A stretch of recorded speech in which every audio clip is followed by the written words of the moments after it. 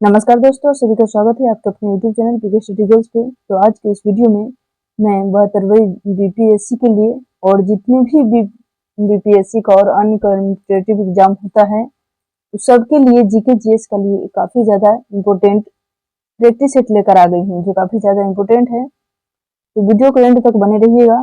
पहला number question से start करते हैं। पहला नंबर क्वेश्चन क्या है सो देखिए। पहला नंबर क्वेश्चन है, किस प्रकार का तत्व ऊष्मा एवं विद्युत का कुचालक है? ऑप्शन है ए धातु, बी गैर धातु, सी गैस, डी इनमें से सभी।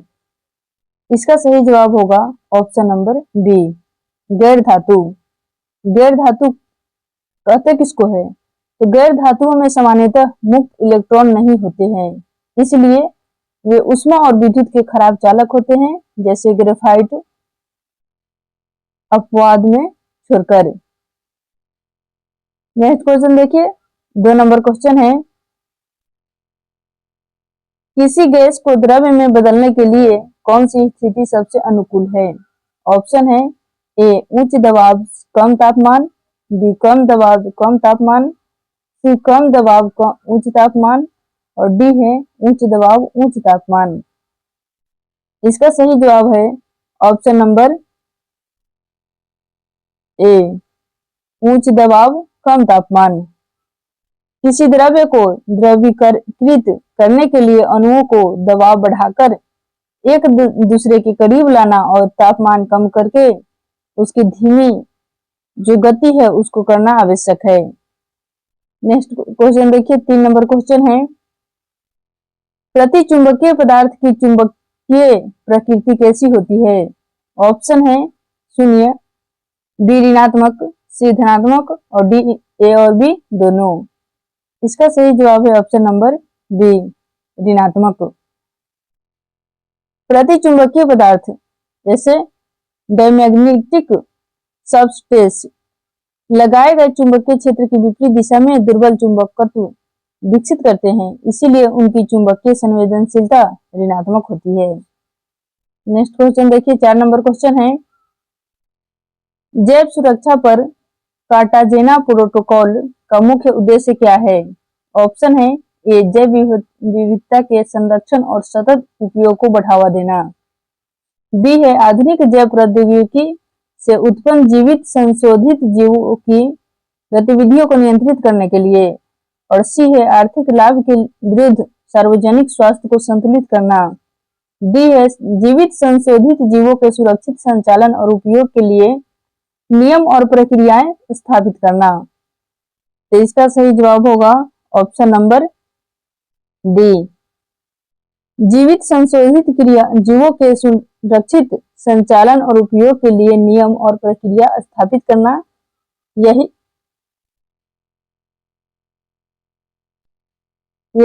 कार्टेजेना प्रोटोकॉल का मुख्य उद्देश्य है। कार्टेजेना प्रोटोकॉल आधुनिक जैव प्रौद्योगिकी से उत्पन्न जीवित संशोधित जीवों जैसे एलएमओ की सुरक्षित हैंडलिंग, परिवहन और उपयोग सुनिश्चित करता है।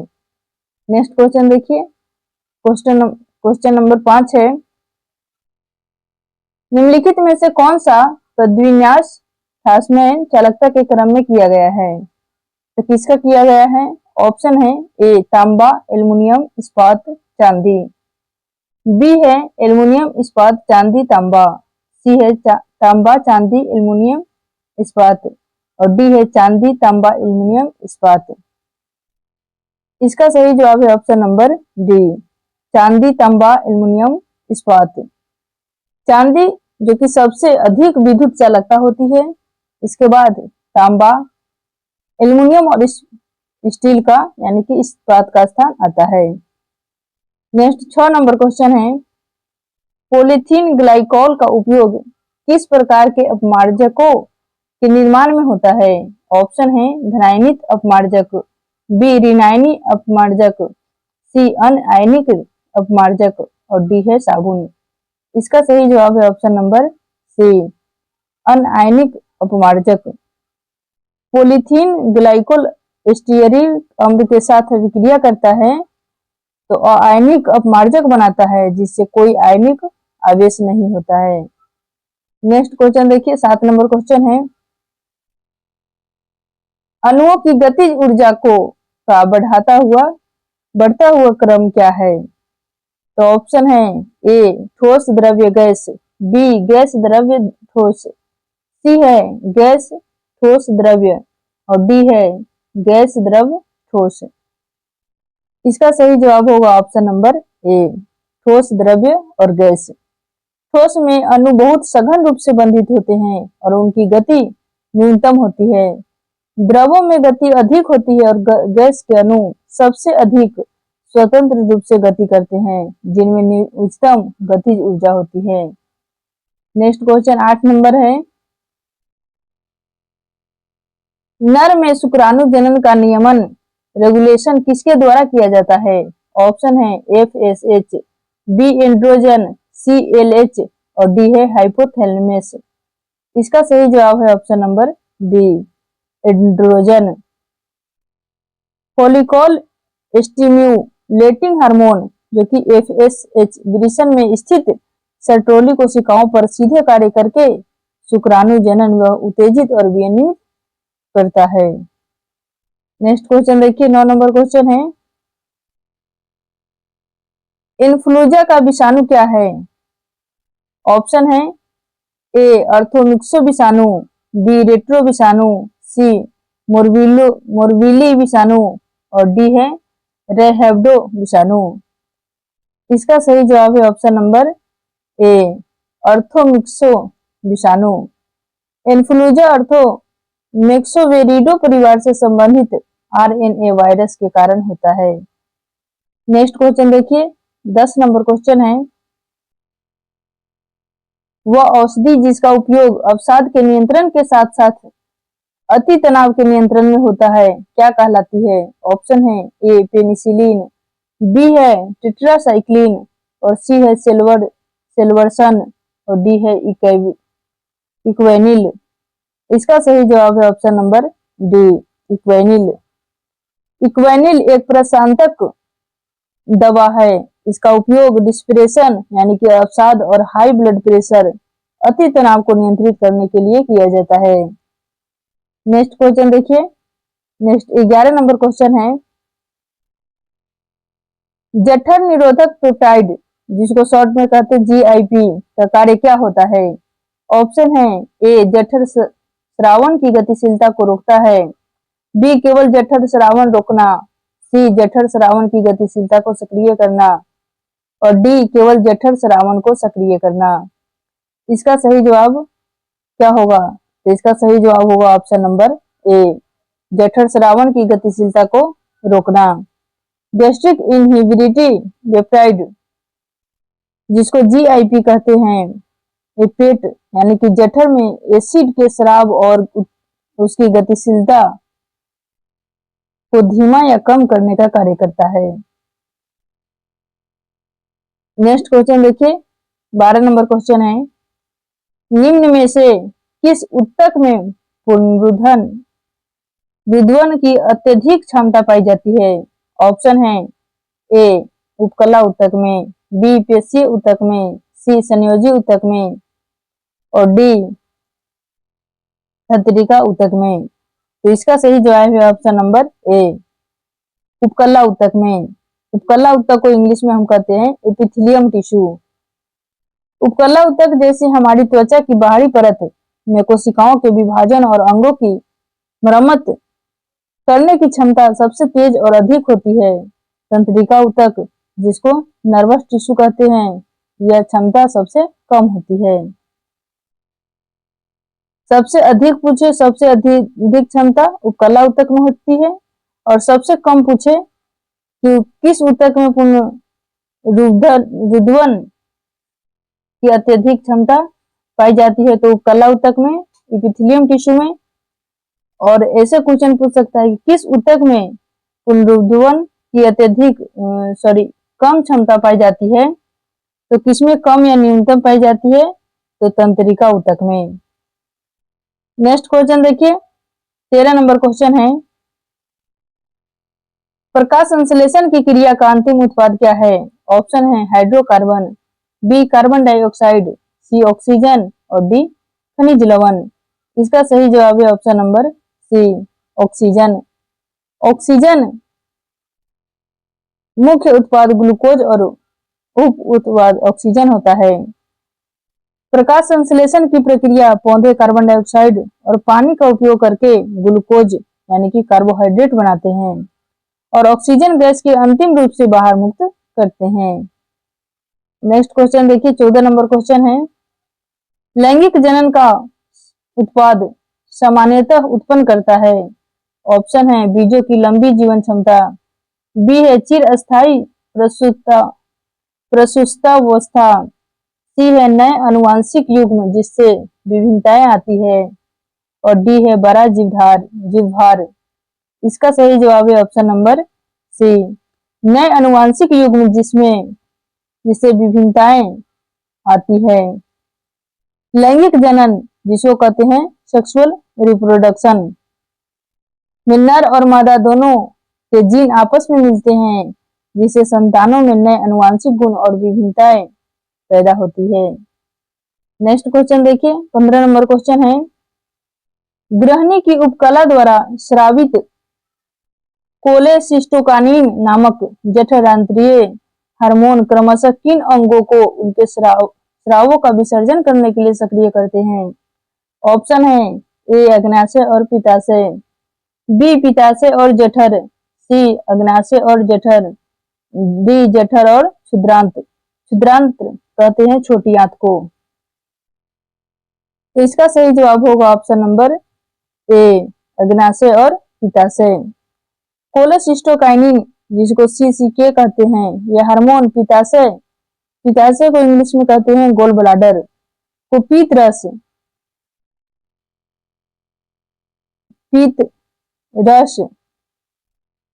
छोड़ने और पीत रस को कहते हैं बाइल जूस छोड़ने और अग्न्याशय यानी पेनक्रियाज को पाचक एंजाइम स्रावित करने का उत्तेजित करता है। नेक्स्ट क्वेश्चन देखिए, 16 नंबर क्वेश्चन है, मेगास्थनीज के अनुसार मौर्यकालीन समाज में स्त्रियों की दशा के संबंध में कौन सा कथन सत्य है यानी सही है। ऑप्शन है ए सत्ताधारी वर्ग में बहुविवाह का बढ़ता प्रचलन, दूसरा है सम्राट के अंग रक्षकों के रूप में उनकी नियुक्ति, सी है तीसरा विधवा विवाह की अनुमति और चौथा है तलाक की अनुमति नहीं। तो इसका सही जवाब है ऑप्शन नंबर बी, पहला, दूसरा और तीसरा। कौटिल्य के अर्थशास्त्र और मेगास्थनीज की इंडिका के अनुसार मौर्य काल में उच्च वर्ग के बहुविवाह प्रचलित था। महिलाएं राजा की अंगरक्षक होती थी और कुछ विशेष परिस्थितियों में विधवा विवाह और मोक्ष यानी तलाक की अनुमति थी। नेक्स्ट क्वेश्चन देखिए, 17 नंबर क्वेश्चन है,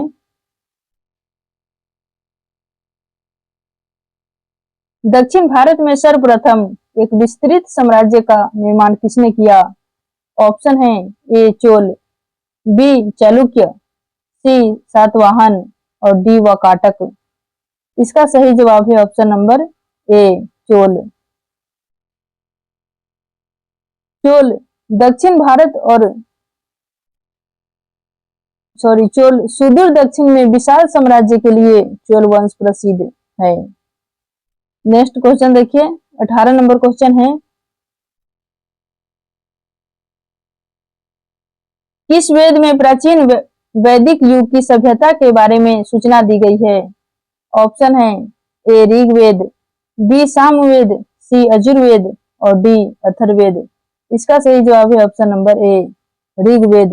ऋग्वेद चारों वेदों में सबसे प्राचीन सबसे पुरातनतम है और इसमें वैदिक सभ्यता उसकी संस्कृति और समाज के प्रारंभिक चरणों को दर्शाने वाले श्लोक शामिल है। नेक्स्ट क्वेश्चन है, 19 नंबर क्वेश्चन है, गोल गुंबद के संदर्भ में निम्नलिखित कथनों पर विचार कीजिए। ऑप्शन ए गोल गुंबद कर्नाटक के बीजापुर जिले में स्थित है, बी है यह गुंबद आदिल शाही राजवंश के संस्थापक यूसुफ आदिल शाह का मकबरा है और तीसरा है इस गुंबद का निर्माण गहरे स्लेटी रंग के बेसाल्ट पत्थर से किया गया है और चौथा है यह विश्व का दूसरा सबसे बड़ा मकबरा है। तो इसका सही जवाब है ऑप्शन नंबर ए, इसमें पूछा गया है कि उपयुक्त कथनों में से कौन सा सही नहीं है, इसमें सही नहीं है वो पूछा गया है। तो ऑप्शन नंबर हो जाएगा ए, केवल दो। दो में क्या है सो देखिए, दो में दिया है यह गुंबद आदिल शाही राजवंश के संस्थापक यूसुफ आदिल शाह का मकबरा है। यही गलत है, यहाँ पे होना चाहिए गोल जो गुंबज है वो मोहम्मद आदिल शाह का मकबरा है, यूसुफ आदिल शाह का नहीं है। किनका है? तो मोहम्मद मोहम्मद आदिल शाह का मकबरा है। नेक्स्ट क्वेश्चन देखिए, 20 नंबर क्वेश्चन है, अपनी शक्ति को समेकित करने के बाद बलबन ने कौन सी भव्य उपाधि धारण की? ऑप्शन है ए तूती ए हिंद, बी है कैसर ए हिंद, और सी है जिल ए इलाही, और डी है दिन ए इलाही। तो इसका सही जवाब है ऑप्शन नंबर सी, जिल ए इलाही। गयासुद्दीन बलबन ने दिल्ली सल्तनत की शक्ति को सुदृढ़ किया और राजा की प्रतिष्ठा बढ़ाने के लिए जिल ए इलाही की उपाधि धारण की, जिसका अर्थ होता है, जिल ए इलाही का अर्थ क्या होता है? तो इसका अर्थ होता है पृथ्वी पर ईश्वर की छाया। क्या होता है? तो पृथ्वी पर ईश्वर ईश्वर की छाया।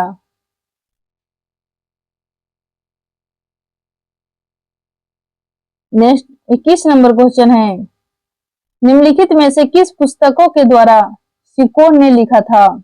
ऑप्शन है ए पदम पदशाहनामा, बी है मजमा उल बहरीन, सी है शहनामा, और डी है मुतखब अल लुबाब। इसका सही जवाब है ऑप्शन नंबर बी, मजमा उल बहरीन। मजमा उल बहरीन दो समुद्रों का संगम है, मुगल राजकुमार द्वारा सिकोर द्वारा लिखित एक प्रसिद्ध पुस्तक है। ये इस्लाम और हिंदुओं के बीच धार्मिक और दार्शनिक समानताओं का विश्लेषण करती है। नेक्स्ट क्वेश्चन देखिए, 22 नंबर क्वेश्चन है, रानी रुद्रमा देवी का संबंध किस वंश से था? ऑप्शन है ए पांड्या, बी काकतीय, सी चोल, और डी चेरा। तो इसका सही जवाब है ऑप्शन नंबर बी, काकतीय। रानी रुद्रमा देवी दक्कन पठार में काकतीय राजवंश की एक प्रमुख शासक थी, जो ओरुगल्लू यानी कि आधुनिक वारंगल तेलंगाना में शासन करती थी। नेक्स्ट क्वेश्चन है, 23 नंबर क्वेश्चन है, भारत के किस भाग में आसफ जाही राजवंश के निजामों का शासन था? ऑप्शन है ए पश्चिमी साम्राज्य, बी उत्तरी भारत, सी दक्कन प्रांत, और डी पूर्वी राज्य। इसका सही जवाब है ऑप्शन नंबर सी, दक्कन प्रांत। दक्कन प्रांत जो आसफ जाही वंश ने हैदराबाद राज्य पर शासन किया, जो दक्षिण मध्य भारत के दक्कन क्षेत्र में स्थित था। नेक्स्ट क्वेश्चन है, 24 नंबर क्वेश्चन है,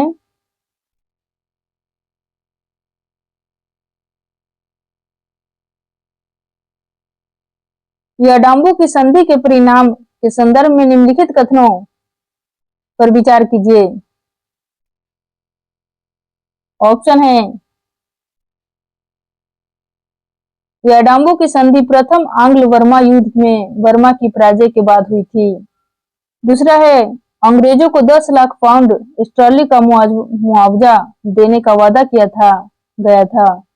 और तीसरा है ब्रिटिश व्यापारियों को सुरक्षा की गारंटी देने का वादा किया गया।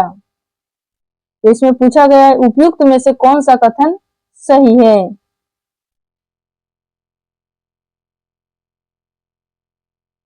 तो इसका सही जवाब होगा ऑप्शन नंबर सी, केवल 2 और 3 सही है और एक गलत है। नेक्स्ट क्वेश्चन देखिए, 25 नंबर क्वेश्चन है, प्रथम भारतीय किसान स्कूल की स्थापना किसने की थी? ऑप्शन है एनजी रंगा, बी बाबा रामचंद्र, सी स्वामी सहजानंद सरस्वती और डी है गौरी शंकर। इसका सही जवाब है ऑप्शन नंबर ए एनजी रंगा। प्रथम भारतीय स्कूल की स्थापना एनजी रंगा ने की थी।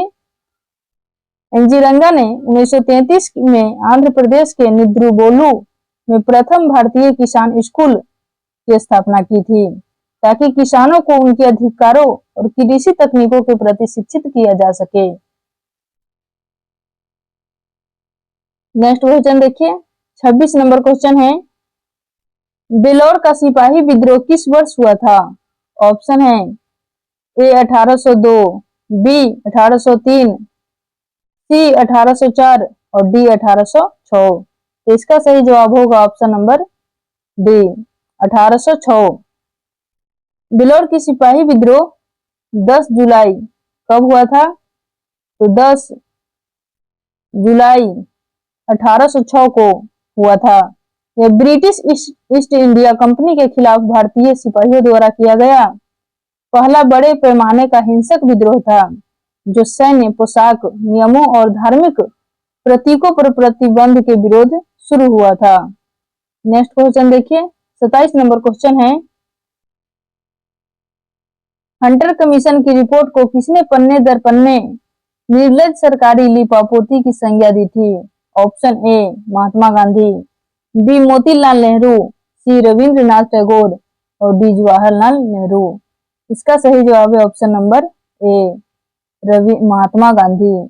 महात्मा गांधी जलियांवाला बाग हत्याकांड जो कब हुआ था? तो जलियांवाला बाग हत्याकांड हुआ था 13 अप्रैल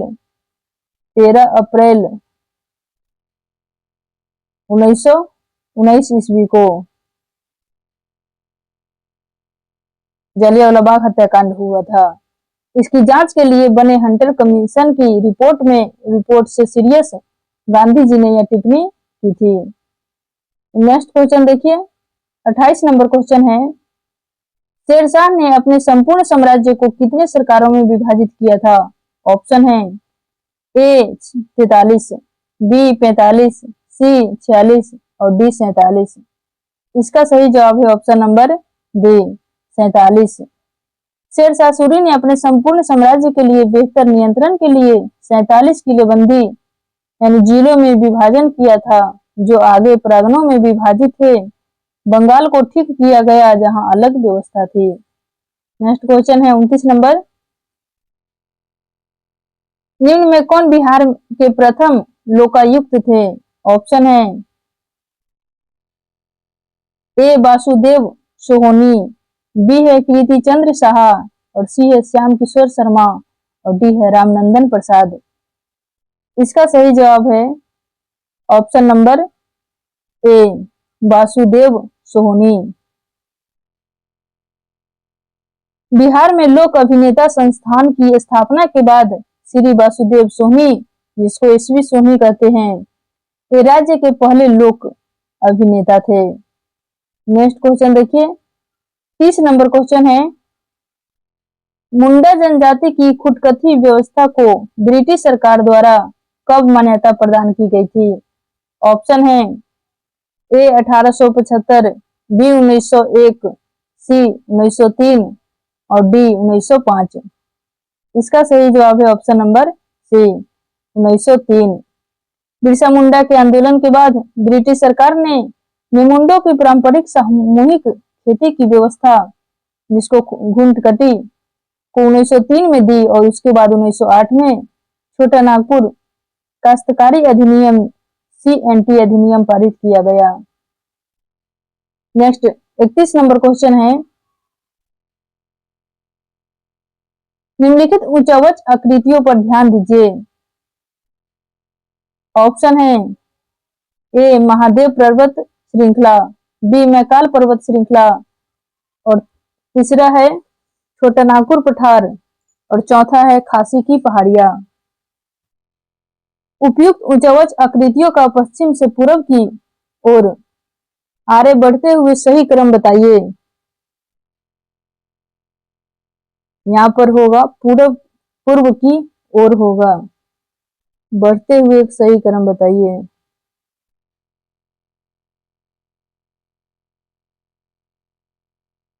तो इसका सही जवाब होगा ऑप्शन नंबर ए, पहला, दूसरा, तीसरा, चौथा।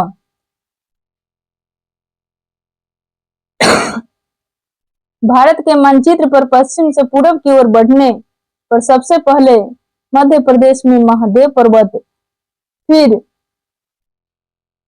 छत्तीसगढ़ में मप्र सीमा पर मैकाल पर्वत, फिर झारखंड में छोटा नागपुर पठार और अंत में मेघालय में खासी की पहाड़ियां आती है। नेक्स्ट क्वेश्चन देखिए, 32 नंबर क्वेश्चन है, क्षोभ सीमा में के संबंध में निम्नलिखित में से कौन सा कथन सत्य नहीं है, यानी सही नहीं है। ऑप्शन सुनिए, ए है ये क्षोभ मंडल और ओजोन मंडल को अलग करता है, बी है यहाँ तापमान लगभग स्थिर करता रहता है, और सी है इसकी मोटाई 1 से 1.5 किलोमीटर तक पाई जाती है, और डी है इसकी निचली सीमा पर जेट हवाएं चलती है।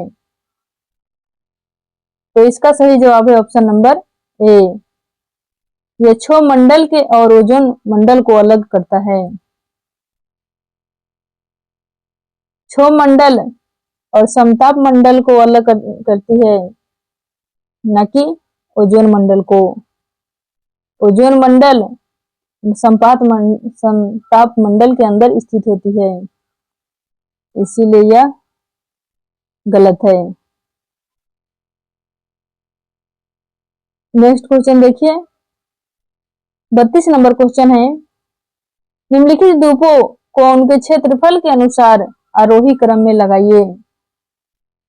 तो अवरोही क्रम में लगाना है। तो पहला सुनिए, ए है New Guinea, Borneo, Greenland, Madagascar, B में है Greenland, New Guinea, Borneo, Madagascar, और सी है Greenland, New Guinea, Borneo, Madagascar, और डी है Greenland, Madagascar, New Guinea, Borneo.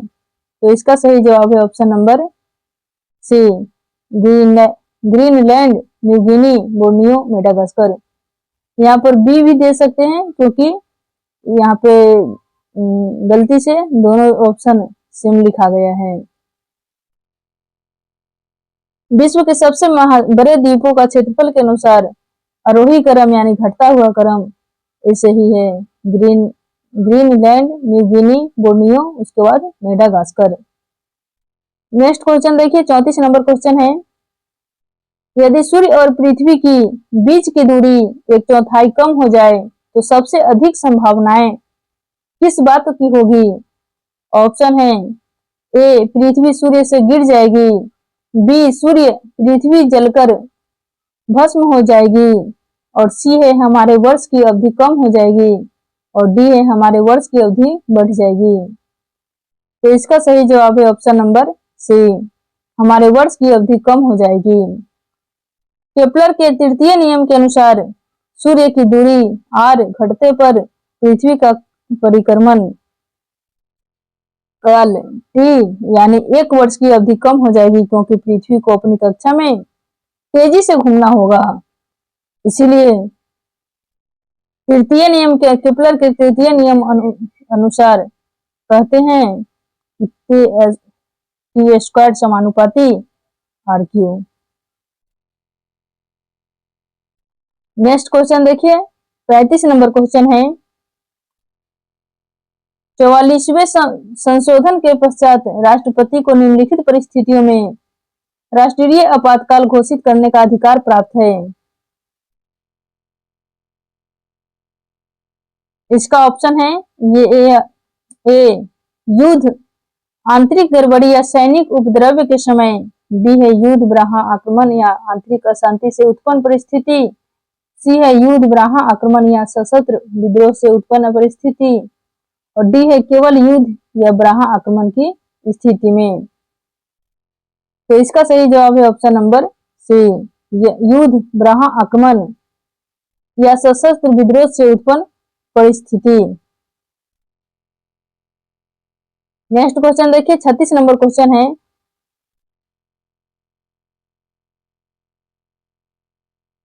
किसने इनमें से किसने कहा भारतीय न्यायपालिका विलासी मुकदमे बाजी से ग्रसित है?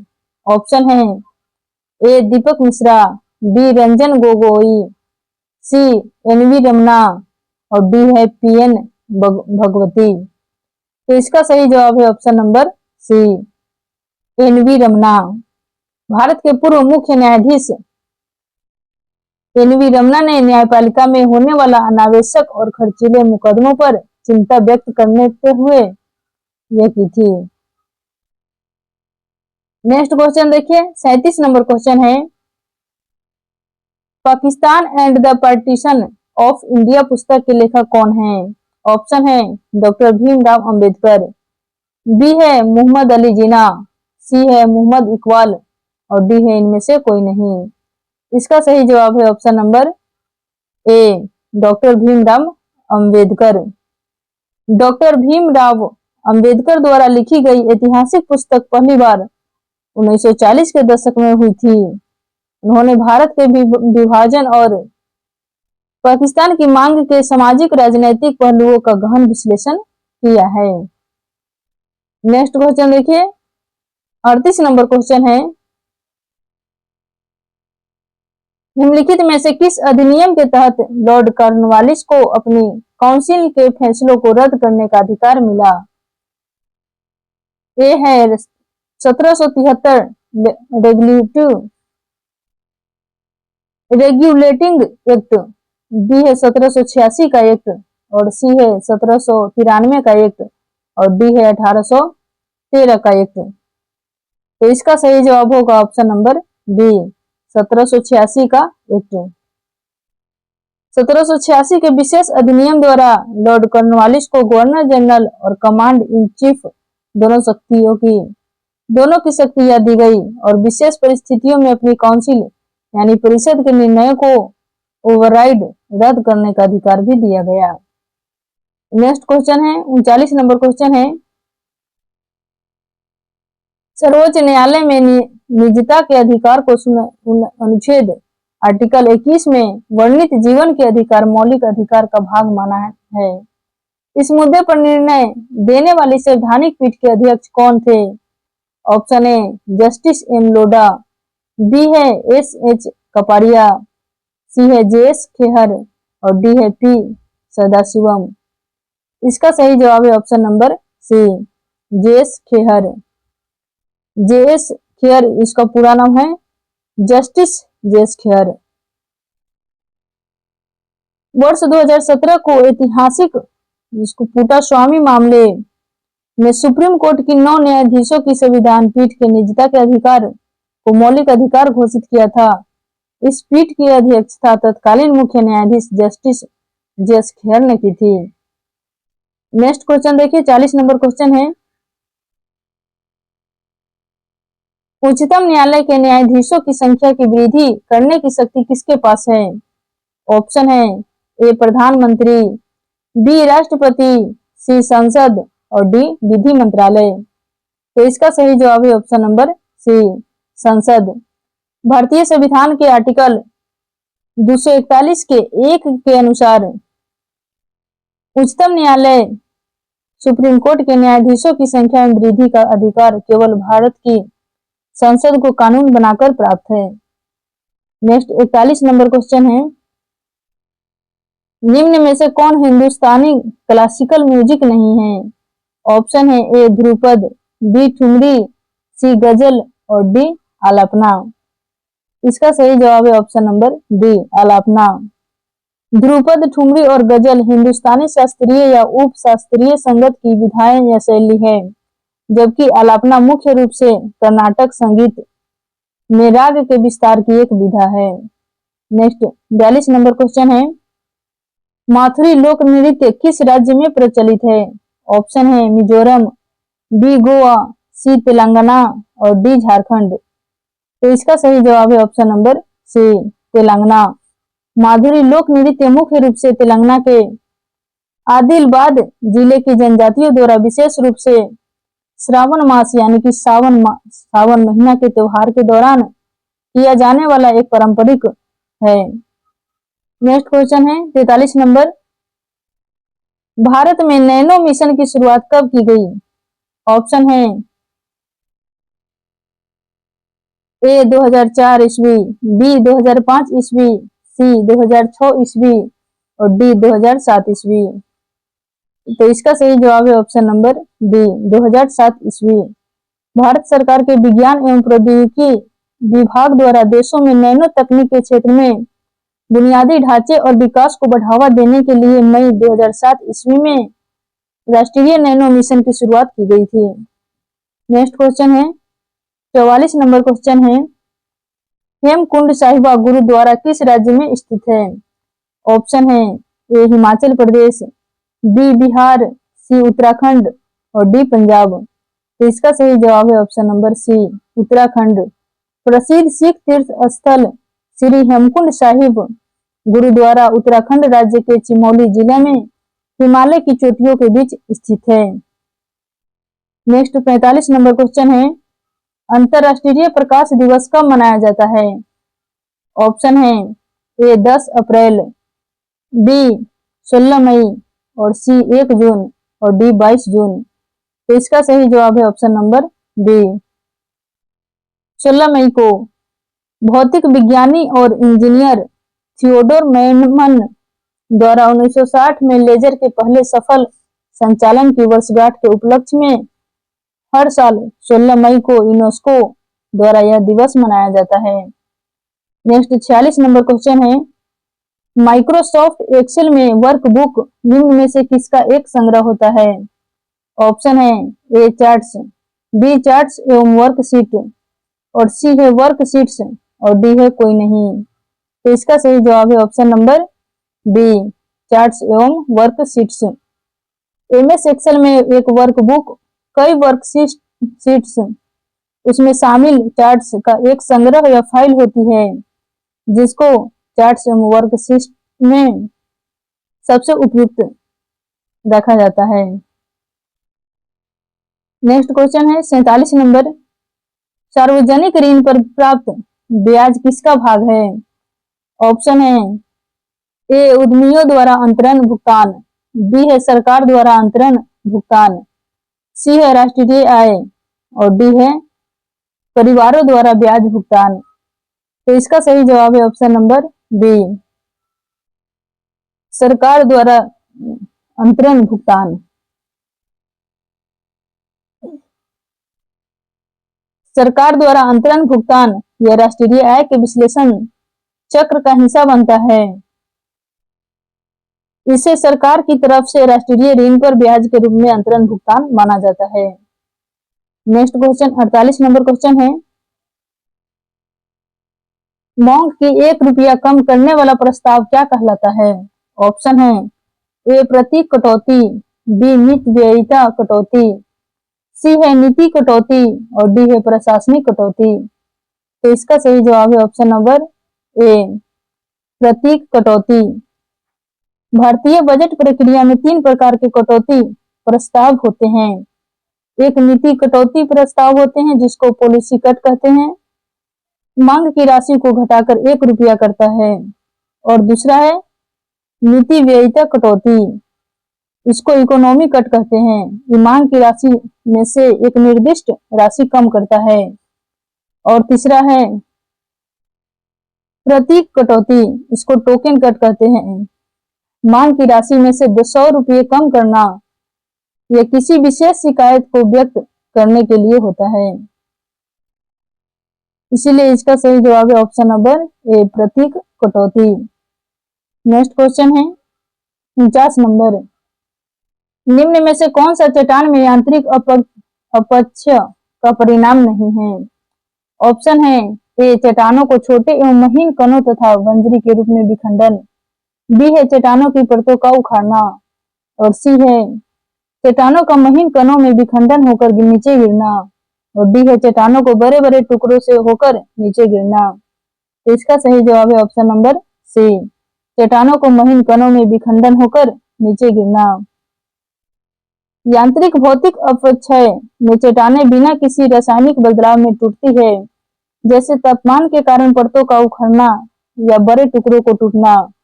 वैसे ही रासायनिक अपक्षय जिसको केमिकल वेदरिंग कहते हैं, इसके कारण चट्टानों के खनिज बदल जाते हैं जिससे वे महीन कणों में टूटकर ढीली हो जाती है। नेक्स्ट 50 नंबर क्वेश्चन है, भारत में ई अपशिष्ट प्रबंधन के लिए कानून कब से लागू है? ऑप्शन है ए 2011 ईस्वी, बी 2014 ईस्वी, सी 2015 ईस्वी और डी 2019 ईस्वी। तो इसका सही जवाब है ऑप्शन नंबर ए 2011 ईस्वी। भारत में पहला ई अपशिष्ट प्रबंधन और संचालन नियम ई वास्टे में मैनेजमेंट एंड हैंडलिंग रूल्स वर्ष 2011 में अधिसूचित किया गया था कि 1 मई 2012 को लागू हुआ था। इसके बाद 2016 से लेकर 1622 में संशोधित किया गया है। उसके बाद कुछ इंपॉर्टेंट तथ्य देखिए, महत्वपूर्ण अभिलेख, पहला हाथी गुफा अभिलेख, इनके शासक कौन है? तो कलिंग नरेश खारवेल। जूनागढ़ अभिलेख, इनके शासक है रुद्रदामन। तीसरा है एहोल अभिलेख, इनके शासक है पुलिकेशिन द्वितीय। उसके बाद है मदसौर अभिलेख, इनके शासन है नरेश यशोवर्मन। और चौथा है, पांचवा है नासिक अभिलेख, इनके शासन है गौतमी बलश्री। और लास्ट है भीतरी अभिलेख, इनके शासन है स्कंदगुप्त। चलिए यहीं पे प्रैक्टिस समाप्त होता है। Thanks for watching us. मिलेंगे नेक्स्ट वीडियो में। मेरे चैनल पर नए हैं तो चैनल को सब्सक्राइब कर बेल आइकन प्रेस कीजिए और ज्यादा से ज्यादा दोस्तों के साथ शेयर कीजिए। जय हिंद, जय भारत।